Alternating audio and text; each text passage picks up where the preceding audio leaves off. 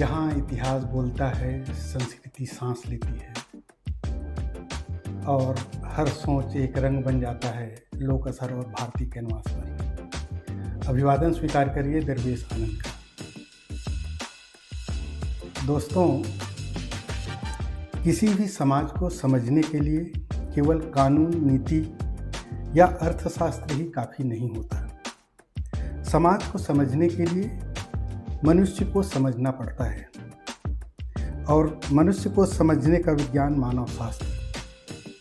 आज हम एक ऐसे मानव शास्त्री से संवाद कर रहे हैं या करने जा रहे हैं जिनका शोध समाज, संस्कृति, जाति और सत्ता की संरचनाओं पर केंद्रित है। यह बातचीत सिर्फ अकादमिक नहीं, ये उस भारत को समझने की कोशिश है जहां समानता संविधान में है लेकिन समाज में आज भी संघर्ष है। आज हमारे साथ में हैं डॉक्टर रुपेंद्र कवि, जो कि एक मानव शास्त्री तो हैं ही, साथ ही एक उम्दा साहित्यकार एवं परोपकारी हैं, जो राज्यपाल के उप सचिव संवैधानिक प्रकोष्ठ के रूप में वर्तमान में सेवा दे रहे हैं। तो चलिए शुरू करते हैं मानव शास्त्र से और मनुष्य को समझने की इस यात्रा को। डॉक्टर साहब, आपका हमारे चैनल लोक असर में आपका स्वागत है। जी नमस्ते। डॉक्टर साहब, सवाल करने से पहले हम चाहेंगे कि हमारे दर्शकों को आपका एक छोटा सा परिचय मिल जाए तो अच्छी बात रहेगी। सभी को मेरा नमस्कार।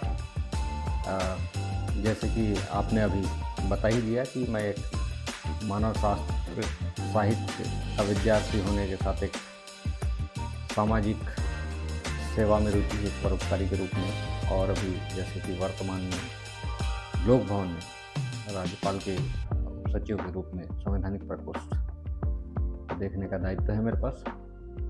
और मैं अपने बारे में बताना चाहूँ तो मैं बस्तर को बिलोंग करता हूँ। बस्तर मेरा जन्म स्थल भी रहा है और कर्म स्थल भी रहा है। जैसे कि मैं मानव विज्ञान विषय से अपना मूल पढ़ाई किया और उसमें पीजी पीएचडी हूँ। तो मेरा जो अध्ययन का क्षेत्र भी बस्तर के आदिवासी समाज रहे। उसमें मेरी पीएचडी के बाद लगातार मैंने जो आदिम जाति अनुसंधान एवं प्रशिक्षण संस्थान में सेवाएं देते हुए उनसे हमेशा रूबरू होना, तो मेरा शौक और जो मेरा कार्य क्षेत्र है दोनों में साम्यता होने के कारण बहुत भी आनंदित होकर मैं बस्तर और पूरे छत्तीसगढ़ में और राज्य के बाहर भी कुछ क्षेत्रों में आदिवासी समुदाय के एक शोधार्थी के रूप में अध्ययन करता रहा और लिखते रहता हूँ। और सभी को मेरा नमस्कार। डॉक्टर साहब, तो प्रश्न की शुरुआत करते हैं। पहला सवाल हमारा ये है कि मानव शास्त्र क्या है, इसे थोड़ा से आसान भाषा में समझाइए। जी, जैसे मानव विज्ञान की जब बात आती है, एक होलिस्टिक स्टडी ऑफ मैन, मानव का ये पूरा अध्ययन है। और इसमें जैसे अलग अलग इसके शाखाएं हैं, फिजिकल एंथ्रोपोलॉजी और सोशल एंथ्रोपोलॉजी। तो जो फिजिकल एंथ्रोपोलॉजी है वो जैविक जो विज्ञान है उसका संरचना, विकास और कैसे जीन, कैसे प्रजाति, उस तरह का अध्ययन करता है। जबकि जो सामाजिक मानव विज्ञान है, कुछ देश में इसको सांस्कृतिक मानव विज्ञान के रूप में भी जाते हैं। तो ये सामाजिक सांस्कृतिक मानव विज्ञान जो है ये मानव समाज के उद्विकास और विकास क्रम को पूरा करता है और विकास क्रम को पूरा करके उसका अध्ययन करता है कि उसमें कैसे विकास हुआ से लेकर कैसे बदलाव हो रहा है और उसकी समस्याएं क्या है, उसको कैसे समाधान करना है। डॉक्टर साहब, ये बताइए, इतिहास, समाजशास्त्र और मानव शास्त्र में मूल फर्क क्या है? देखिए, इसको आप अंतर करके समझना चाहेंगे। हालांकि जो मानव विज्ञान है वो इंटरडिसिप्लिनरी है और सभी का एक दूसरे से जुड़ाव है इसका, लेकिन आप अंतर की बात कर रहे हैं तो जैसे इतिहास का मतलब होता है कि उसका लिखित में क्या एविडेंस है ना। जैसे जनरली हम सुनते हैं कि इस फला राजा ने ये किया, तो वो जो विषय होता है वो इतिहास होता है, जो कि रिटन फॉर्म में है, वो इतिहास है। अब हम बात समाजशास्त्र की करते हैं, तो समाज की संरचना, समाज की समस्याएं और समाज को कैसे मतलब सुचारू रूप से व्यवस्थित रखना है, उसके लिए जो भी सिस्टम बने हुए उसका जो अध्ययन है वो समाजशास्त्र है। वहीं पे जब हम मानव विज्ञान को उससे अंतर क्या है ये देखते हैं, तो साम्यता लिए हुए होते हुए उसमें विशेष अंतर ये है कि जो मानव शास्त्र है वो बुद्धि विकास से मानव के समझने का प्रयास करता है, और उसमें तीनों फेज आ जाता है। जैसे उद्विकास कैसे हुआ, फिर उसकी कैसे संरचना बनी, और उसके भविष्य को लेके भी हम बात इसमें करते हैं। और जो ये कि कल्चर को हम किस रूप में समझें कि सिर्फ रिवाजों तक नहीं सीमित है वो, चाहे जैसे हम सिंधु घाटी के बारे में सुनते हैं, एक आर्कियोलॉजिकल साइड में भी थोड़ा सा चले जाते हैं, तो वो एक स्ट्रक्चर बना होगा घर, तो घर क्यों बना, उसके पीछे वहाँ का जलवायु, वहाँ का आसपास का वातावरण, वहाँ की उपलब्धता, तो एक संस्कृति का हिस्सा है। तो उस तरह से मतलब भौतिक और अभौतिक दोनों ही तरह की संस्कृति को हम मानव विज्ञान में अध्ययन करते हैं, और तीनों काल परिस्थिति का अध्ययन करते हैं, ये अंतर है। तो एक मानव शास्त्री समाज को कैसे देखता है, भीतर से कि बाहर से? देखिए, मानव विज्ञान एक बहुत अच्छा विज्ञान है। अच्छा विज्ञान इसलिए कर रहा हूँ, हर विज्ञान तो वैज्ञानिक तथ्यों पर आधारित है, तो मानव विज्ञान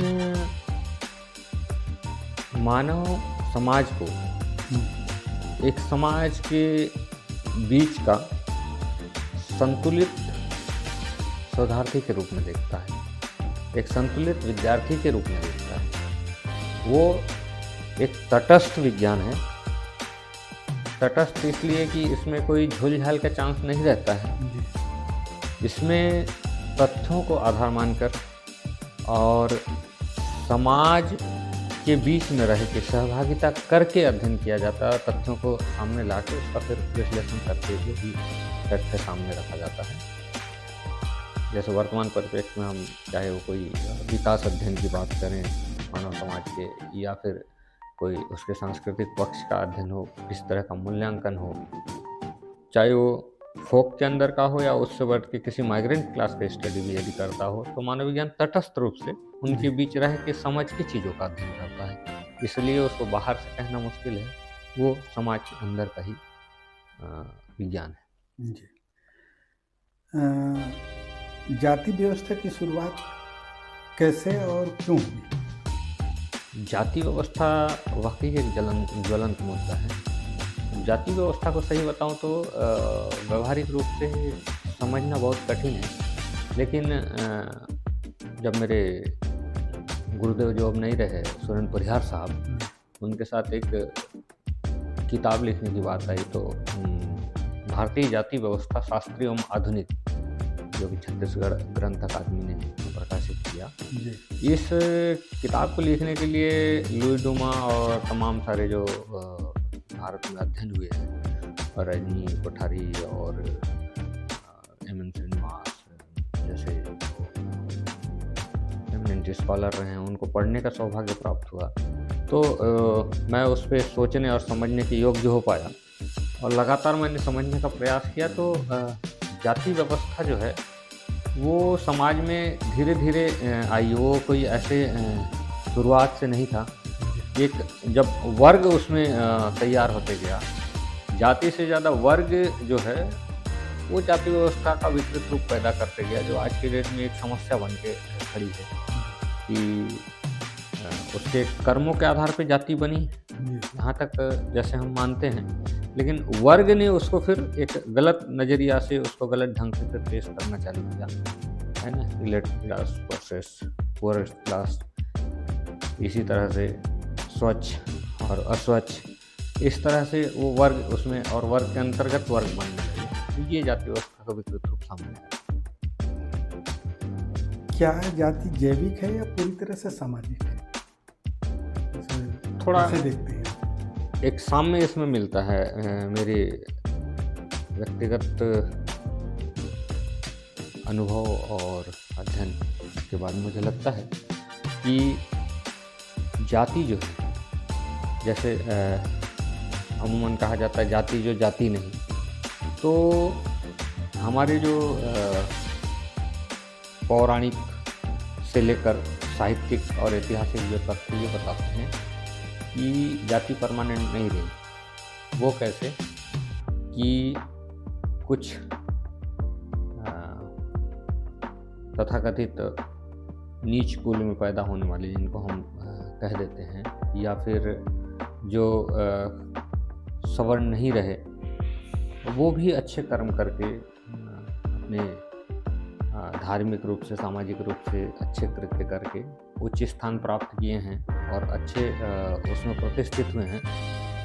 इसलिए जाति को एक व्यवहारिक उसमें देखना चाहिए और उसमें बदलाव होता रहा है, वो कर्मों के आधार पर बदलता रहा है। ऐसे मेरा व्यक्तिगत अनुभव। तो समाज जो है, जाति समाज में सत्ता को कैसे तय करता है? फिर से दोहराएंगे प्लीज। जाति समाज में सत्ता कैसे तय करता है? जाति समाज में कैसे, देखिए ये जो सत्ता की बात जहाँ पे आती है, सत्ता हमेशा वर्चस्व की लड़ाई रही है। इतिहास गवाह है कि जो मेन पावर का स्ट्रेंथ है वो, और ख़ास करके जहाँ पे यदि हम वर्तमान परिप्रेक्ष्य में लोकतांत्रिक सत्ता की बात करें, है ना, राजनीतिक सत्ता की बात करें, वोट बैंक की बात करें, तो चाह कर भी नहीं चाह कर भी एक जाति समीकरण जो तैयार हो रहा है, और जिस लीडर के जातिगत वोट बैंक जितना बड़ा है वो लीड कर रहा है, तो ये बातें सत्ता को लाने में आदिकाल से कहीं ना कहीं पे सम्मिलित रही है। ऐसे देखा गया। मतलब जाति हमेशा समाज पे हावी रहा है। बिल्कुल, इस बात को नकारा नहीं जा सकता। तो आज अपन देखते हैं जैसे आधुनिक भारत में जाति जो है, जाति व्यवस्था या जाति कहें, किस रूप में जिंदा है? देखिए भारत जो है ना वो गांव का देश है। 70% जो है वो ग्रामीण जनता है, लोक जीवन पे आधारित है। और लोक जीवन में ऐसे नहीं कि जाति व्यवस्था कोई बुरी चीज़ है। जाति व्यवस्था में बुराइयां पैदा हुई, उसका जो अभद्र और विकृत रूप ज़्यादातर हम पढ़ सुन और देख रहे हैं। लेकिन हम मूल में जाते हैं तो एक बहुत ही अच्छा सा व्यवस्था आपको याद होगा, आपने भी उसको अध्ययन किया होगा, पढ़ा होगा और सभी जानते हैं।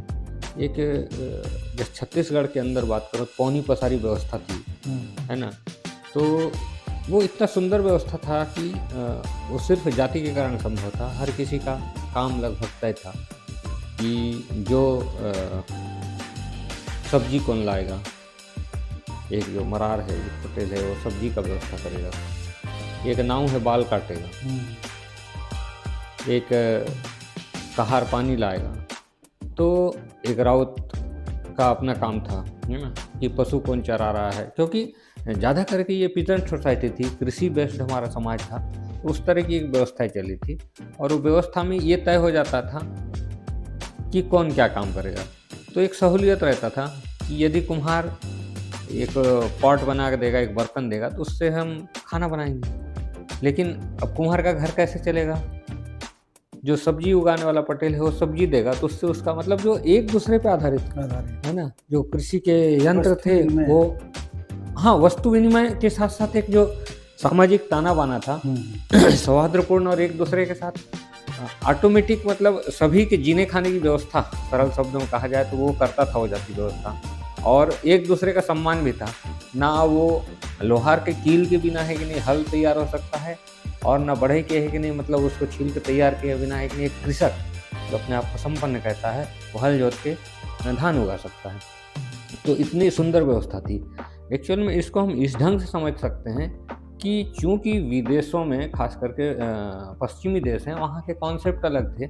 हर चीज़ हम जो तुलना करते हैं वहाँ से करते हैं, तो इस कारण हम दुखी हैं, इस कारण उस कॉन्सेप्ट को लेके हम दुखी हैं। यदि हम भारतीय मूल परंपरा की तरफ चलें तो बहुत ही अच्छी व्यवस्था थी। बस ये है कि उसमें जो विकृतियाँ आते गई, फिर से मैं बोलना चाहूँगा, वो जाति व्यवस्था का कुरूप को लाते गया और वो अभद्र तरीके से और उसको मिसयूज़ ज़्यादा किया गया। अदरवाइज़ जाति व्यवस्था गलत नहीं थी। क्या डॉक्टर अंबेडकर को मानव शास्त्री दृष्टिकोण वाला विचारक कहा जा सकता है? देखिए, वो चूँकि एक मल्टी टास्किंग पर्सन थे, बहुमुखी प्रतिभा के धनी थे, उसमें कोई शक नहीं है कि उनको मानव विज्ञान का विद्यार्थी कहने में कोई कष्ट होगा। और उन्होंने, मुझे बहुत अच्छी जानकारी स्मृति में नहीं आ रही है कि उन्होंने उस विषय पर पढ़ाई किया है कि नहीं किया है, क्योंकि तो वो बहुत ज़्यादा डिग्रियाँ लिए हुए थे और संभव है कि उन्होंने वो डिग्री भी ली है। तो पढ़ाई की दृष्टि से देखा जाए तो वो एक अलग मुद्दा है, लेकिन एक सामान्य रूप से हम सोचते हैं तो अंबेडकर को मानव विज्ञान के समीप पाने में या उनको मानव विज्ञान का विद्यार्थी कहने में कोई तकलीफ नहीं है, क्योंकि मानव समाज के बीच रहकर मानव समाज का अध्ययन करते थे। डॉक्टर साहब ने जाति को श्रम विभाजन नहीं बल्कि श्रमिकों को विभाजन क्यों कहा? हर किसी का एक विचार होता है और अंबेडकर साहब तो अपने आप में एक विचारधारा थे, है ना, जिसको कि आज एक बड़ा समुदाय और बड़ा जो समाज का वर्ग है, उनके फॉलोअर है, उनको एक मसीहा के रूप में पूजता है। तो कहीं ना कहीं उनमें कोई बात थी, उसमें नकारा नहीं जा सकता। तो उनका एक दृष्टिकोण था और उन्होंने उस चीज़ को श्रम का विभाजन न मानकर श्रमिकों के विभाजन के रूप में प्रस्तुत किया। तो एक उनका आइडियोलॉजी था।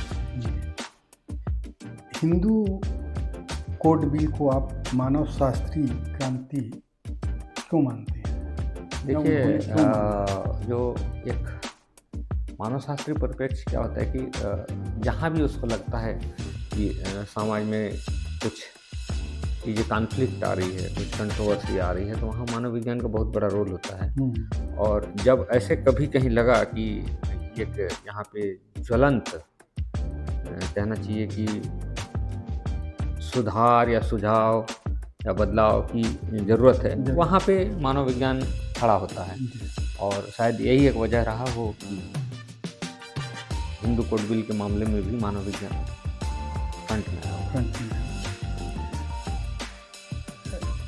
क्या अकादमिक दुनिया ने अंबेडकर के सामाजिक विश्लेषण को जानबूझकर कम तो नहीं? जी बिल्कुल, मतलब ये सोचना गलत होगा कि अंबेडकर साहब का जो काम है, उनका योगदान कहीं कम रहा है या फिर कम तराका गया है। एक्चुअल में हर व्यक्ति किसी न किसी कारण से फेमस होता है या उसकी एक आइडेंटिटी बनती है। तो जैसे मैं अभी आपके पिछले प्रश्न में भी उनके बारे में, जैसे आपने पूछा था कि क्या उनको हम मानव विज्ञान का विद्यार्थी मान सकते हैं, तो इसी तरह इस बात में भी कहना चाहूँगा कि उन्होंने चूँकि एक बड़ा कंट्रीब्यूशन एक संविधान को निर्माण करने वाली समिति में एक सक्रिय सदस्य के रूप में उसको कार्य किया, और उनका इतना बड़ा कंट्रीब्यूशन था कि आज के डेट में संविधान का पर्याय भारत में नॉर्मली अंबेडकर साहब को क्रेडिट देते हैं। मतलब आप खुद सोच सकते हैं कि उसमें कितने सारे लोग थे, लेकिन एक कारण था ना कि उनको सामने रखा जाता है कि बाबा साहब ने संविधान तैयार किया। लोग तो बहुत थे उसमें, क्योंकि उसमें उनका मेन रोल था, उसमें एक अच्छा उनका काम था, अच्छा विजन रहा हो, तो उनको हम हमेशा से फ्रंट में संविधान के साथ रखते हैं। तो एक आइडेंटिटी उनकी तैयार हो गई। लेकिन उसी बात में आपके प्रश्न में ही उत्तर छुपा है कि उनके जो प्रतिभा थी वो बहुमुखी थी, लेकिन उनका आइडेंटिटी एक संविधान विशेषज्ञ के रूप में ही उभर कर सामने आई। ये प्रश्न मुझे बहुत पहले करना चाहिए था आपसे कि आपने मानव शास्त्र में किस जाति समुदाय को लेकर पीएचडी की है? देखिए, एक्चुअल में मैं पूछना भूल गया था। प्लीज़। एक्चुअल में मेरा जो मानव विज्ञान में पीएचडी हुआ था वो सबसे पहले तो बता दूं, मैं सामाजिक मानव विज्ञान का विद्यार्थी रहा, स्पेशलाइजेशन।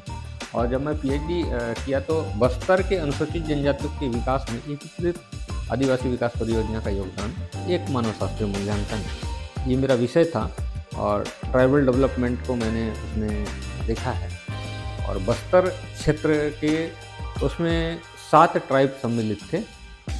जैसे आप जानते हैं कि मानव विज्ञान में उसके एथनोग्राफिक स्टडी तो करते ही हैं, तो वो 7 ट्राइब में माड़िया, मुरिया, भत्रा, धुरवा, गोंड, ये सारे ट्राइब्स सम्मिलित थे। और मैं ये बताना चाहूँगा आपको कि वो एक्चुअल में एक अप्लाइड एंथ्रोपोलॉजी का पार्ट था, एक एक्शन एंथ्रोपोलॉजी का पार्ट था कि अभी जो विकास योजनाएं चल रही है उसमें उसका एक मूल्यांकन करके कि वो क्या उनके लिए कारगर हो पा रहा है और क्या लेकिंग है, और उस लेकुना को कैसे दूर किया जाता है, एक मानव वैज्ञानिक शोधार्थी के रूप में देने का प्रयास करूँ। तो इसकी पढ़ाई के लिए क्या कुछ करना पड़ता है? देखिए, सामान्य कौन उसमें जा सकता है? सामान्य प्रक्रिया के रूप में देखेंगे तो मानव विज्ञान ऐसे विषय हैं कि अभी हमारे भारत में स्कूलों में तो नहीं है, वो ग्रेजुएशन से स्टार्ट होता है। और ग्रेजुएशन से होता है तो ग्रेजुएशन में सबसे अच्छी बात है कि ये जो बैचलर ऑफ आर्ट में भी है और बैचलर ऑफ साइंस में भी है, तो एक मानव विज्ञान विषय को चुन के वहाँ से रुचि के अनुसार आगे बढ़ते हैं। कोई विशेष प्रक्रिया नहीं है। लेकिन जब हम पीजी के लिए जाते हैं यूनिवर्सिटी वगैरह में, तो वहाँ पे चूँकि सीट कम होता है और विद्यार्थी ज़्यादा होते हैं, तो ये एक पूर्व परीक्षा आयोजित होती है जिसको फाइट करके फिर एक सिलेक्शन लिस्ट में फिर विद्यार्थी वहाँ शामिल होते हैं। तो ये कितने साल का कोर्स होता है? देखिए, जैसे मैंने बताया आपको कि ग्रेजुएशन तो 3 साल का है और पीजी उसका 2 साल का है। एमए और एमएससी दोनों डिग्रियाँ उसमें मिलती है, और उसमें आगे जिनका रुचि रहता है, जैसे मैंने किया, तो पीएचडी का अपना क्राइटेरिया है, वो फिर आगे का वो शिक्षा के लिए। और कई ये भी बता दूं कि कई जगह 5 ईयर इंटीग्रेटेड कोर्स भी उसमें चालू हुआ कि जो कि यूजी और पीजी दोनों का कंबाइंड एक डिग्री 5 ईयर कोर्स के रूप में। तो डॉक्टर साहब, आपने आदिवासी समाज को लेकर, आदिवासी जनजाति अनुसूचित जो समाज है उनको लेकर आपने काम किया है, तो इस समाज को पिछड़ा क्यों कहा जाता है? इसके तह में भी आप गए होंगे। देखिए, पिछड़ा कहने के पीछे जो कारण है उसका बहुत साफ सुथरा वो है कि वो मेन स्ट्रीम से दूर रह गया। उसके पीछे उनकी प्रवृत्तियां भी रही। जैसे हम आदिवासी समाज के बारे में पढ़ते हैं, जो थोड़े संकोची प्रभाव के थे। और वो क्यों थे? वो संकोच उनमें जो था, वहाँ उनका जो रहने का एरिया था वो जनरली पहाड़, नदी, घाटी के किनारे, जंगलों के किनारे उनका बसाहट था। और एक बार क्या होता है कि कोई आदमी मेन स्ट्रीम से थोड़ा सा पीछे हटता है तो उनमें एक डर सा पैदा हो जाता है और वो चीज़ों को जल्दी से फेस नहीं कर पाता है। तो वो एक लंबे समय तक ऐसा चलता रहा, तो वो पिछड़ते हुए पीछे चले गए। बस यही एक कारण है उनको पिछड़ा कहने का। और उसके कारण उनका जो आर्थिक के साथ साथ शैक्षणिक है ना, जो स्थिति है वो कमज़ोर हो गया आज के परिप्रेक्ष्य में, तो इसलिए वो पिछड़े कहते हैं। ये भी देखा गया है कि जो विकास जो परियोजनाओं में सबसे पहले आदिवासी महिलाएं ही प्रभावित हैं, ऐसा माना जाता है। इसका क्या कारण? देखिए, इसको आप 2 तरह से देख सकते हैं। प्रभावित से तात्पर्य थोड़ा समझना चाहूँगा मैं कि किस तरह का प्रभाव बोल रहे हैं, क्योंकि सकारात्मक और नकारात्मक दोनों तरह का प्रभाव महिलाओं पे होना स्वाभाविक प्रक्रिया भी है। तो आपका प्रश्न थोड़ा सा और प्रभावित का मतलब ये है, मेरे ख्याल से उनको ज़्यादा जो जिम्मेदारी उठाना पड़ता है महिलाओं को। देखिए, इसके पीछे सबसे बड़ा जो चीज़ सामने आता है, जैसे मैंने अभी तक जो रह के उनके साथ काम किया, अध्ययन किया ट्राइबल बेल्ट में भी, तो इस मामले में महिलाओं की स्थिति समृद्ध है जी। समृद्ध ऐसे कि वो मल्टीटास्किंग है, वो हल भी चलाती हैं, वो बाकी कामों में भी पुरुषों से भी आगे रहती हैं। पुरुष तो बलशाली और वो हैं ही हैं, लेकिन महिलाएं भी उनसे आगे रहती हैं और आगे रह के चीज़ों को हैंडल करने में वो बहुत माहिर है ना, आगे रहने में और वो करने में माहिर हैं। तो हम देखते हैं कि महिलाएं ज़्यादा श्रेष्ठकर रोल प्ले करती हैं, क्योंकि घर में भी और खेत में भी, मतलब कार्य क्षेत्र में भी और घरेलू में, मनुष्यवत पुरुष, ऐसे मेरा मानना है। और आप देखेंगे कि सिर्फ एक जो क्षेत्र है जो ज़रूरी है वर्तमान समाज परिप्रेक्ष्य में, वहाँ पे कमज़ोर पड़ती है, वो है शिक्षा। बाकी आप आदिम समाज को देखेंगे तो उसमें महिलाओं की स्थिति बुरी नहीं है, बहुत अच्छी। मतलब परिवार का मेन जो कर्ता धर्ता है, मुखिया है, वो महिलाएं हैं। जी बिल्कुल। मतलब कुछ समाजों में तो ऐसे कि यही मेरे प्रश्न का वो था। जी जी बिल्कुल, अच्छा प्रश्न था आपका। तो अगला प्रश्न की ओर बढ़ते हैं। जी तो आदिवासी सभ्यता को मूल सभ्यता मानी जाती है, और आदिवासियों का ज्ञान जो है आदिवासी ज्ञान कहा जाए, उसको कभी मुख्य धारा नहीं बनाया गया। इसके पीछे क्या कारण आप? देखिए, इसको मुख्य धारा में नहीं बनाने का कोई बड़ा औचित्य नहीं रहा। वो जिस तरह से मतलब एक हमने अभी बात किया, मुख्य धारा से नहीं जुड़े रहे, तो वो चूँकि तथाकथित सभ्य समाज जो है उनको अपने से एसोसिएट नहीं कर पाई और वो आके एसोसिएट हो नहीं पाए। लेकिन वर्तमान परिप्रेक्ष्य में आप देखेंगे तो बहुत सुंदर बात आपको लगेगा कि जो आदि परंपरा है, इस पर शासन बहुत अच्छा काम कर रहा है, और आदि परंपरा के कारण उसको स्टडी करके उनके परंपराओं को सामने लाया जाता है। क्योंकि अपन मूल में जाते हैं तो जो आदिवासी की परंपरा थी, वहीं से हमारा जो आविष्कार है वो हुआ है। जैसे कि अब एक एग्जांपल लेता हूँ आपको, तेल पेरने का, कि जैसे फल कलेक्ट किया जाता था और एक पोटली तैयार किया जाता था और एक पत्थर में दबा के उससे तेल निकाला जाता। उसी को बाद में रिफाइन करके इस टेक्निक को समझ के बाद में एक उसके लिए ऑयल मिल बनाया गया है ना, और रिफाइन करके आज तेल खा रहे हैं। एक छोटा सा उदाहरण दिया मैंने। तो इस तरह का हर चीज़ जो है, हर ट्रेडिशन जो है, चाहे वो मेडिसिन की तरफ से जितने जो जड़ी बूटियाँ थी वो सारी चीज़ों को कलेक्ट करके उसको हम बनाते थे। लेकिन आज उसका हम किस मात्रा में कितना देना है उसका एक वैज्ञानिक अध्ययन करके उसी चीज़ को ही हम आगे बढ़ा रहे हैं। तो मतलब कहीं ना कहीं जो आदि परंपरा है बहुत महान रही है। और मैं आपको बताना चाहूँगा कि अभी एक आर्टिकल मैंने वो किया था, प्रारंभ एक पत्रिका है उसके लिए, तो उसमें एक हम लोग एक टेबल डिस्कशन नेशनल लेवल का किया था, तो उसमें मैं भी पैनलिस्ट था। तो एक अच्छी चर्चा आई और आपको जानकर गर्व होगा कि हमारे छत्तीसगढ़ से, नारायणपुर से उसमें पद्मश्री हैं हीलिंग को लेके, ट्रैवल हीलिंग को लेके। तो मतलब कहीं ना कहीं जो परंपराएं हैं, आदि परंपराएं, वो महान रही हैं और उसको आज उसको एक्सेप्ट करके उसको और अच्छा किया जा रहा है, मतलब अध्ययन का उसको लाभ दिया जा रहा है। एक प्रश्न और लेते हैं उसके बाद। आदिवासी क्षेत्रों में है ना, जंगल पहाड़ में खनन जो आज जो चल रहा है या चलते आ रहा है कहा जाए, तो ये खनन और विस्थापन जो है आधुनिक युग से बाद जो ये एक मानव विज्ञान का विद्यार्थी होने के कारण मैं ये कहूँगा कि जो खनन और विस्थापन है हमेशा समाज के लिए पीड़ाकारी रहा है, और इसके हमारे पास जो उदाहरण भी रहे हैं वो ऐसे ही रहे हैं।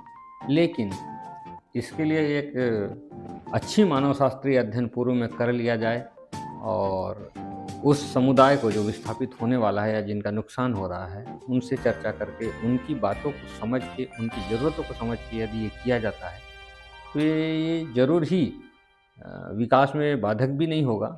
तो वो जो आवश्यक विकास है उसको करने के लिए सीमित क्षेत्र में उत्खनन और जो बाकी चीज़ें हैं की जा सकती है, लेकिन उसके लिए अध्ययन पूर्व में किया जाना जरूरी है। ये बताइए, आज की स्थिति के बारे में अपन जानते हैं, जैसे आज का समाज और भविष्य के लेके अपन बात करें तो सोशल मीडिया समाज को बदल रहा है या भ्रम बढ़ा रहा है? देखिए, हर सिक्के का दो पहलू है। सोशल मीडिया बहुत अच्छा प्लेटफॉर्म है, बस उसका उपयोग कैसे हो रहा है। क्योंकि समाजशास्त्र में एक परिभाषा भीड़ की होती है। भीड़ का उदाहरण जैसे ये दिया जाता है कि भीड़ ये नहीं समझता कि अच्छा क्या है और बुरा क्या है। रास्ता में जा रहे हैं, एक एक्सीडेंट हुआ। एक्सीडेंट में एक महिला गाड़ी चला रही है, पुरुष गाड़ी चला रहा है। तो महिला को पुरुष ने ठोका तो पुरुष की गलती है। तो उसको किसी ने रोका और 2 झापड़ मारा, तो होता क्या है कि सारी भीड़ उसको मारती है। ठीक हुआ। यहाँ पे एक महिला है और एक पुरुष, एक्सीडेंट महिला की गलती के कारण हुआ, फिर भी किसी को लगा कि ये पुरुष का गलती है और उसी पुरुष को भीड़ ने मारा। दोनों संभव है। मतलब यह है कि भीड़ अंधी होती है, वो ये देख नहीं पाती है सही और गलत क्या है, और तो और जब उसको बचाव भी किया जाता है तब भी बिना बलात् के। मतलब एक पुलिस फोर्स जैसी व्यवस्था जब तक नहीं हो जाती, भीड़ कंट्रोल नहीं होती। तो उसी तरह से जो सोशल मीडिया है उसमें आज एक भीड़ जैसा जो प्रतिक्रिया आ रहा है वो बहुत ही घातक, खतरनाक है। जो इसके लिए जो टेक्नोलॉजी है वो तो बहुत ही एडवांस और अच्छा है कि वर्ल्ड वाइड हम तुरंत आपसे बात कर रहे हैं, और यदि लाइव हैं तो देश विदेश में, पूरे संसार में हमको लोग देख रहे हैं और प्रतिक्रिया आ रही है। लेकिन जो गलत तथ्य को गलत ढंग से जो पेश करने वाले लोग हैं, जिसको कि अपन साइबर क्राइम और धोखाधड़ी जैसी बात अपन सामने आती है, उसके लिए सख्त से सख्त कानून बने, और उसका जो वेरिफिकेशन है, जैसे जनरली व्हाट्सएप ग्रुप और ये सब में एडमिन होता है, वैसे एक एडमिन हो और वो जो सब रोक सके, तो ये बहुत ही अच्छा कारगर हो सकता है, क्योंकि ये सभी के लिए प्लेटफॉर्म उपलब्ध कराता है। एक व्यापारी के लिए भी, एक शिक्षक वर्ग के लिए, विद्यार्थी वर्ग के लिए, महिलाओं के लिए, है ना, एक मनोरंजन के लिए, एक अध्ययन के लिए, व्यापार के लिए। तो इससे अच्छा प्लेटफॉर्म क्या हो सकता है। सकारात्मक रूप से सोशल मीडिया बहुत अच्छा है। यहाँ पे टेबूज जो है, जो निषेध है, वही करना चाहिए कि जो गलत चीज़ें आ रही है उसको रोका कैसे जाए। इसके लिए टेक्नोलॉजी में और थोड़ा सुधार किया। एक मानव शास्त्री होने के नाते या एक साहित्यकार होने के नाते आपसे एक सवाल पूछ रहा हूँ, आने वाले समय में सबसे बड़ा सामाजिक संघर्ष क्या हो सकता है? देखिए, ये बहुत ही ज्वलंत प्रश्न है, और मेरे सामर्थ्य के हिसाब से मैं आपको बताना चाहूँगा कि एक मानव विज्ञान के विद्यार्थी होने के नाते, एक संवेदनशील साहित्यकार होने के नाते, बच्चों की मैं समाज में जुड़ के सपत्निक थोड़ा सा एक परोपकारी के रूप में भी काम करने की एक छोटा प्रयास होता है, जो कि हर आदमी के अंदर है। कोई कहता है, कोई नहीं कहता है। समाज में एक मानववाद दृष्टिकोण को बढ़ावा देने की ज़रूरत है। शुरू से जो आपके प्रश्न के क्रम थे उसमें जाऊं तो एक जो घिसी पिटी रूढ़ियाँ हैं, जिसमें कि जो हमारे लिए आज घातक साबित हो रही है, चाहे वो जातिवाद के रूप में हो, चाहे फिर वो विकास की बलात् प्रयास हो, उस तरह की चीज़ों को रोकने के लिए अच्छा ये होगा कि हम उसके जज ना बने, ना पॉलिटिशियन, ना एडमिनिस्ट्रेटर और ना ही कोई विचारक, बल्कि उसको समाज स्वयं निर्णय लेने योग्य हो जाए। और निर्णय तब संभव है जब वो शिक्षा के क्षेत्र में और विकास करे। तो हमको हमेशा मैं कहता भी हूँ कि लोगों को और भी शिक्षित करने की, जागरूक करने के क्रम में यदि प्रयास हो तो समाज एक उन्नतशील और खुशनुमा समाज के लिए हम कल्पना कर सकते हैं, ऐसा मेरा मानना है। आपको ऐसा नहीं लगता कि मानव शास्त्र भी सत्ता से समझौता कर चुका है? नहीं, इस बात के लिए मेरी स्वीकारोक्ति नहीं होगी, क्योंकि बायस्ड हो सकते हैं, अपवाद हो सकते हैं, पर मानव शास्त्र इसीलिए सबसे लाइव सब्जेक्ट है कि वो तटस्थ रह के काम करता है। और एक मानव विज्ञान विषय का जो काम है, मानव विज्ञान के शोधार्थी विद्यार्थी होने के कारण मैं यह कह सकता हूँ कि वो उस तटस्थता के साथ सॉल्यूशन मेकर के रूप में काम करता है। जहाँ प्रॉब्लम, जहाँ कॉन्फ्लिक्ट आता है, उसको दूर कैसे किया जाता है, उसका उपाय देने के लिए एक उपायदाता के रूप में काम करता है, ना कि वो सत्तानसीं होके और पावर की तरफ वो भागने का काम करता है। और यदि ऐसे कर रहा है तो उसमें जो मूल तत्व है मानव विज्ञान का, वो खत्म हो चुका है, ये मान के चलिए। जी बिल्कुल। क्या संस्कृति के नाम पर हिंसा को वैध करार दिया जा सकता है, कर सकते हैं? बिल्कुल नहीं, ये तो अमानवीय होगा, अमानवीय होगा। डॉक्टर साहब, ये बताइए क्या संविधान संस्कृति से ऊपर होना चाहिए या संस्कृति ऊपर होनी चाहिए? दोनों बात सही नहीं है, क्योंकि संविधान इसलिए बना है कि समाज को सुचारू रूप से चलाया जा सके।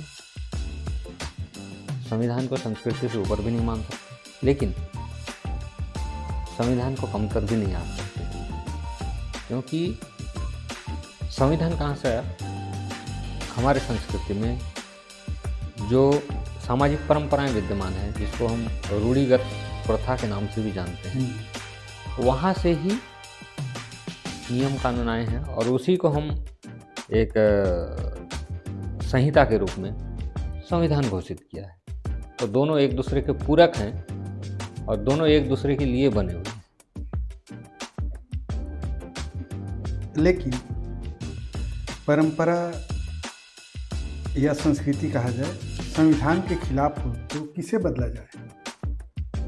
संविधान के खिलाफ हो तो किसे बदला जाए?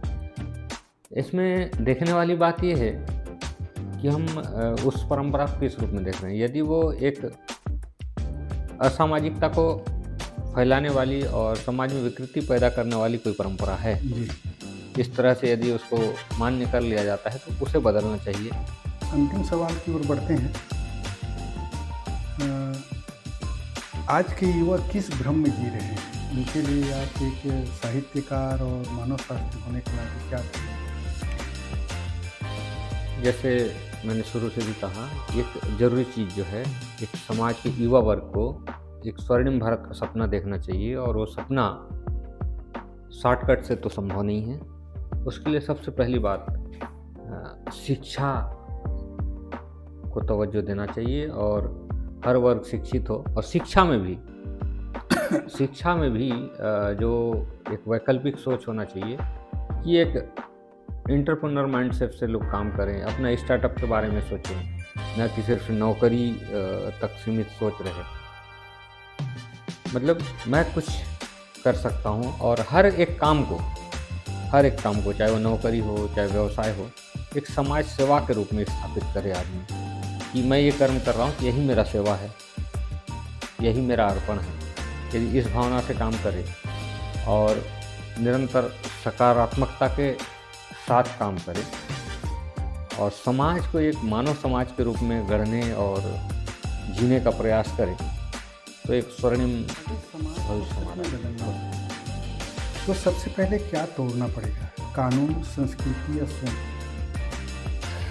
देखिए, इसमें सिर्फ और सिर्फ जो सोच है उसी को ही तोड़ सकते हैं। जैसे अभी पिछले आपके प्रश्न में मैंने कहा था, उसमें जो नकारात्मकता है उसको निकाल के उसका परिष्करण किया जाए, उसमें एक शुद्धता, और शुद्धता इस दृष्टि से कि उसमें एक सकारात्मक परिष्करण हो और एक अच्छे और सच्चे समाज की कल्पना के साथ उसको हम एक सकारात्मक दृष्टि से सोचें और निरंतर बढ़ने की बात करें, तो स्वाभाविक रूप से हमारा समाज समृद्ध समाज होगा। ये थे डॉक्टर रूपेंद्र कवि, मानव शास्त्री और एक उम्दा साहित्यकार और परोपकारी भी। अभी हम इनसे लोकसर के स्थायी स्तंभ में बातचीत के तहत वार्तालाप कर रहे थे। यह वार्तालाप आपको कैसे लगा, हमें कमेंट करके ज़रूर अपनी राय दीजिए और हमारे चैनल को सब्सक्राइब कीजिए, लाइक कीजिए और शेयर भी कीजिए। साइबर अपराधों से बचिए, दूसरों को भी बचाएं, सावधान रहें, सुरक्षित रहें। देखते रहिए लोकसर। मैं हूं दरवेश आनंद। नमस्कार। नमस्कार।